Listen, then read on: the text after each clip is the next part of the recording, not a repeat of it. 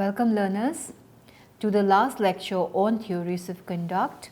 We have completed 2 lectures on this particular topic, theories of conduct. Today would be the last lecture on theories of conduct. We have talked about rational self-interest, we have talked about egoist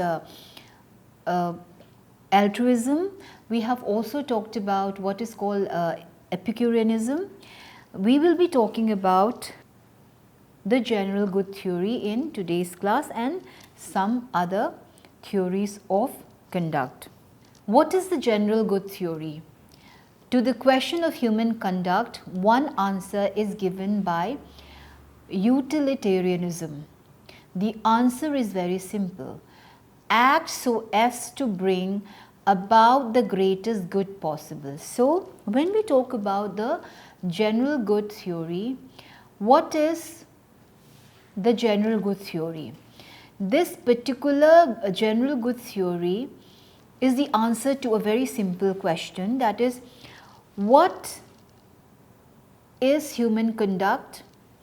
To the question of this human conduct, the answer is very simple, which is you act so as to bring about the greatest good possible. So, your conduct and behavior should be in such a way that it should bring about the greatest good possible. So, this is what is called or what is meant by the general good theory.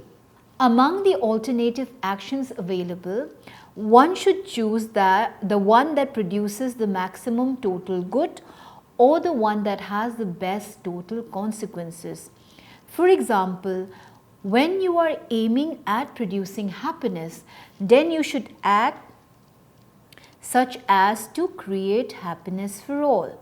So, when we talk about general good theory, we are talking in terms of utilitarianism, that is, you act or conduct yourself in such a way that it produces the maximum total good or the one that has the best total consequences. There is no doubt that exact calculation in this regard may be difficult, but we can have what is called good approximation. Sometimes it is difficult or even impossible to know which alternative will be the one which can cause maximum happiness or lessen the maximum unhappiness. In such situation, one should utilize the best information available at that time. Let me give you a very simple example. If a child studies hard, if a child completes the syllabus and go and appear in the exam, the result would be happiness for all the members of the family as well as the teacher. Because the child has completed his or her syllabus, the child have studied hard for his or her paper, and after his exams, after the results have been announced, the child will be scoring good marks because he or she has studied hard, worked hard for the exam and has completed the syllabus. So, there would be maximum happiness out here. The child will be happy, the parents will be happy, the teacher will be happy. So, this is what is called causing or producing the maximum happiness, which is the general good theory. Another example, suppose one's father and a famous physician are trapped in a burning house and you have the alternative to save only one. Just imagine this scenario. You have a father and a physician who are trapped in a burning house, and you have only one alternative to save either one of them. The utilitarian's answer would be to save the physician, because if she or he is saved, then the life of many other people will be saved, because he is a physician, he is a doctor, and he would be more of use to the other members of the society, because with his practice he can save more lives compared to the life of a father who has been caught in the building. So, this would be what is called the utilitarian's answer of saving the doctor or the physician. However, imagine another situation. Your best judgment may or your best intentions may harm others. Let me give you another example to elaborate this particular statement, that is, your best judgment or intention may harm others. Suppose I am driving a car and along the way I give a lift to a person, and I meet with an accident along with the person whom I have given a lift to, and the person dies. In such case, to say that death of the person would not have occurred had he not been helped. So in spite of my best intention, in spite of my best judgment to help a person who was stranded on the road, and I had given him a lift, but we met with an accident and the person whom I have helped dies in the accident, then this would mean that in spite of my best judgment or in spite of my best intention, it has led to the death of another person. So can the act of helping here be treated as wrong? The utilitarian ethics can be stated very simply. The proposition that a certain act is right follows as a conclusion from the following two premises. So, my act of helping others, can it be treated as wrong? The utilitarian ethics can be stated very simply, and according to them, the proposition that a certain act is right follows as a conclusion from the following two premises, that is, the act that will produce the greatest total good is right. This act will produce the greatest total good. Therefore, this act is right. This is the first premise, that is, the act that will produce the greatest total good is right. The second premise, the consequences of an act or the consequence of an act is often difficult or even impossible to determine. That is because the relationship between the cause and effect is extremely complex. What may happen, one never knows for certain. Nevertheless, utilitarianism has been challenged by philosophers in many ways. So, these are according to the utilitarianism principle, that is, which is based on two premises. So, the act of helping others, that is, I have helped that person who was stranded in the road, my intention was good. I did not know that it was, or I was going to meet with an accident. So, this is what the second premise says, that the consequence of an act is often difficult or even impossible to determine. So, what I did, my intention was good. However, this ethics or the principles of utilitarianism has been challenged by philosophers in many ways. How have they challenged these ethics of utilitarianism? Suppose I make a promise to provide some services to you. Should I keep the promise when I believe that doing so will produce the most good? Should I keep the promise because I need it? To explain how utilitarianism has been challenged by philosophers, let me pose this particular question.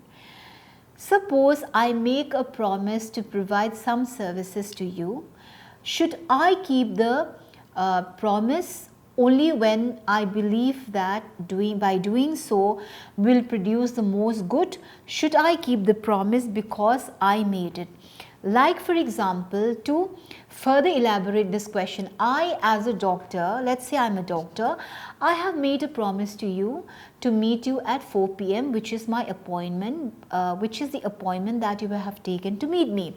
However, when I was getting ready to see you or meet you for your appointment, an emergency case came which called for an immediate operation.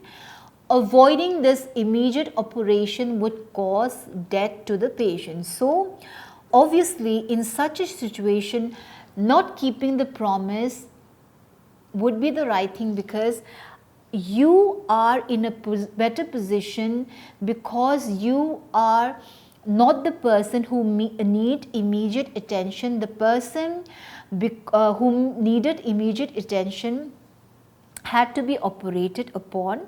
So it was a situation of life and death. So this becomes especially pressing in cases of promises made that no one knew. Out here, what happened was, you have made a promise, but because of emergency situation, you do not keep the promise. However, the promise was not kept because you had an emergency. Let me give you another situation. There are certain promises which no one knows. Let's say two explorers are lost during their trekking, and there is enough food to keep only one of them alive. Or we can say another example, two people who are climbing high peaks are in a very dangerous situation. They are climbing, they fall down, and the rope can support only one of them. One, because both the weight is going to because of both the weight of the two person, the rope will be damaged. So one of them has, only one can be saved, and only one has to be cut from the rope. So in such a way, in such a situation, the person who is willing to die, who is willing for his rope to be cut, would make the other person make a promise to look after his children on his friend's behalf, while the second man may be justified when he returns home and declares the fact. Let me repeat this particular example again.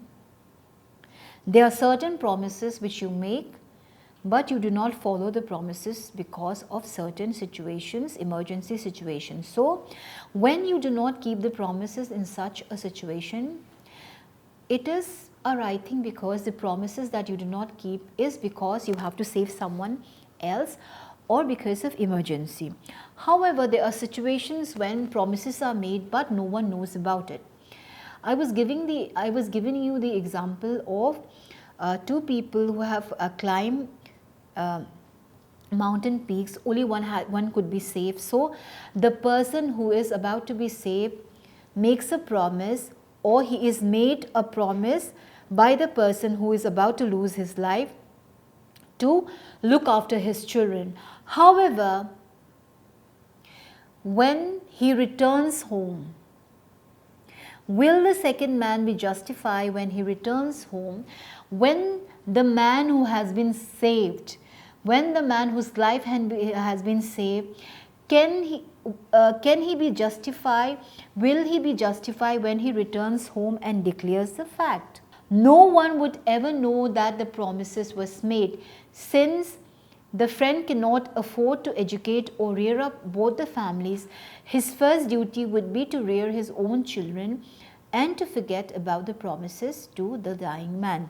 So this is another situation. The promises have been made by the friend to his dying friend while climbing the high peaks. However, when he comes home, he does not declare the fact, because the promises has been, no one knows the promises because it has been made just between the two of them. So when he comes home, he does not have enough money to educate or to look after the families of his friend who made him, who asked him to help his children by making him promises. But he does not have enough money, so he just looks after his own children and forget about the promises made to his dying friend. So in such a situation, what would be justified? Because the promises has been made and these promises have been made only to the dying man. So, it is only the friend to whom the promises have been made, it is his conscious or it is his own self-interest or moral conscience which comes into play in such a situation. We have been talking about the traditional version of utilitarianism. We have been talking about these examples which are the traditional version of utilitarianism, according to which one should perform only the act which has best consequences.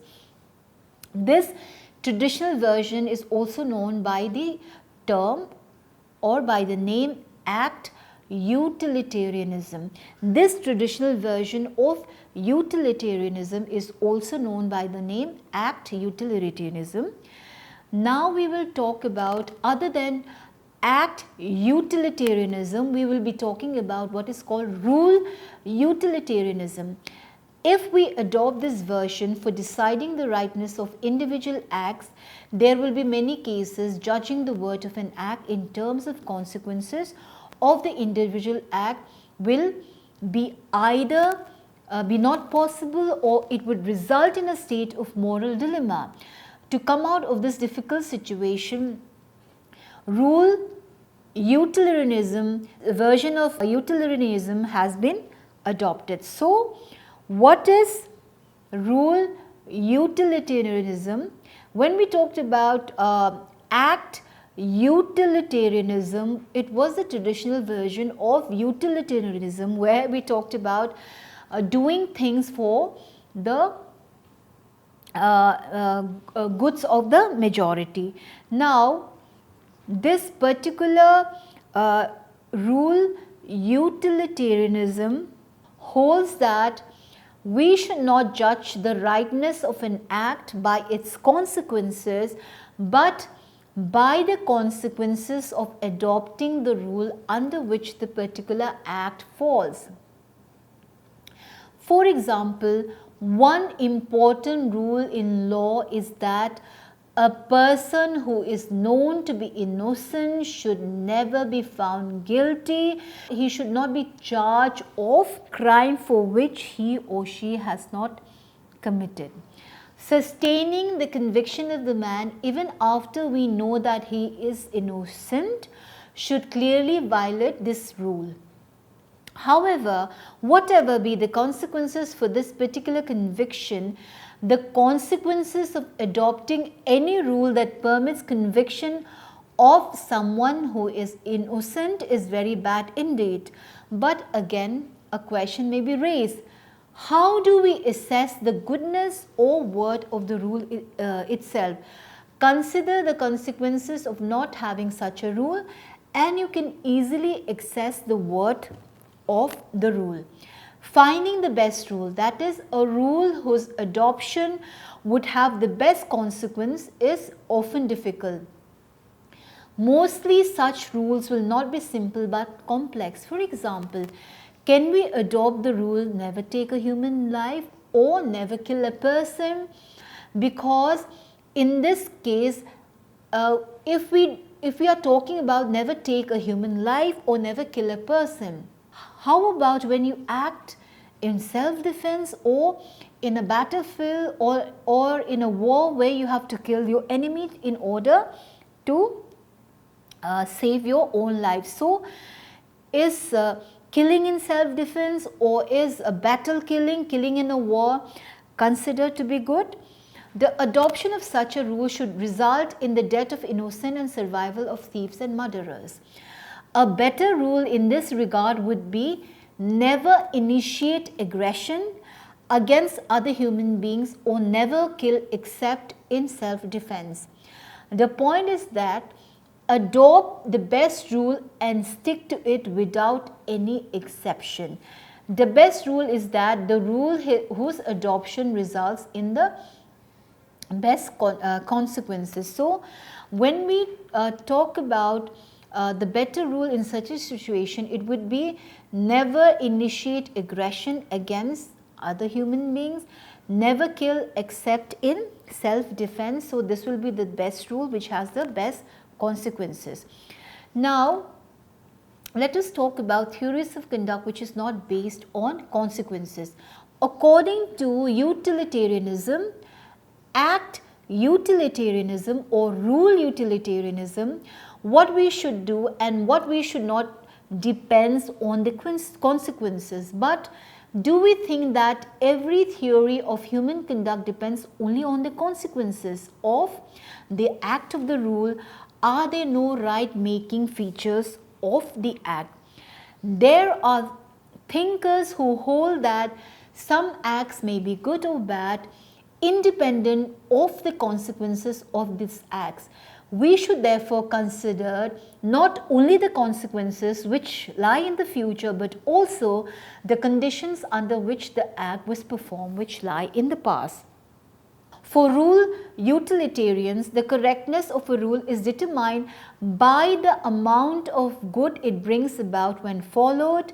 In contrast, act utilitarians judge an act in terms of the consequences of the act alone. So, when we talk about rule utilitarianism, it means that the rule is determined by the amount of good it brings. Act utilitarians talked about in terms of the consequences the act brings. Then we have the concept of what is called theory of punishment, which is the utilitarianism theory of punishment, which is entirely future looking. That is, one should punish in order to, not because of. According to utilitarianism, punishment is justified because it may, one, improve the offender, perhaps teach him a lesson so that he will not repeat his offense in future, he may not repeat his criminal activities in future. B, deter other people from doing similar offences, and C, protect the people, potential victims from such offenders by isolating them from the rest of the society. So, we have just talked about theories of conduct not based on consequences, that is, according, your conduct is according to rules, you conduct yourself not depending on the consequences of the act or the rule. Then we also have talked about what is rule utilitarianism, where we have talked about how we are in such version we are deciding the rightness of individual acts. That is, there will be many cases judging the worth of an act in terms of consequences of the individual act. So, rule utilitarianism is acting according to the consequences. Then we have what is called the traditional version of utilitarianism, that is, according to which one should perform only the act which has the best consequences. And also we have talked about and given example of the general good theory, which is the theory which serves or act or rules of conduct which are followed to bring about the greatest good possible. So, with this lecture I have completed what is the theories of conduct. Thank you so much.